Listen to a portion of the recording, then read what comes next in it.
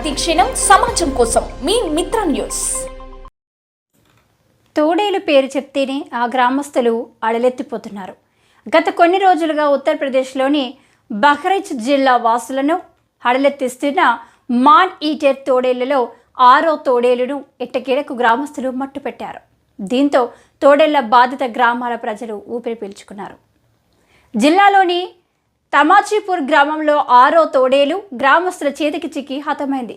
అటవీ శాఖ అధికారులు దాని మృతదేహాన్ని స్వాధీనం చేసుకున్నారు. దీంతో ఆపరేషన్ భేడియా పూర్తయినట్లుగా అటవీ అధికారులు తెలిపారు.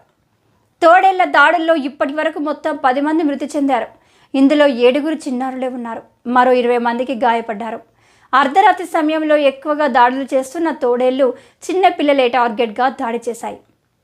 వీటిని పట్టుకోవడానికి ఉత్తరప్రదేశ్ ప్రభుత్వం ఆపరేషన్ భేడియా చేపట్టింది. కనిపిస్తే కాల్చి చంపేయమని సీఎం యోగి గవర్నమెంట్ ఆర్డర్స్ కూడా పాస్ చేసింది. తోడేళ్ల వలన కొన్ని గ్రామాలకు కంటి మీద కునికి లేకుండా పోయింది. ముందుగా నరమాంస భక్షక తోడేళ్ల గుంపులో 5ని పట్టుకోగా 6వ తోడేలు గ్రామస్తుల చేతిలో హతమైంది.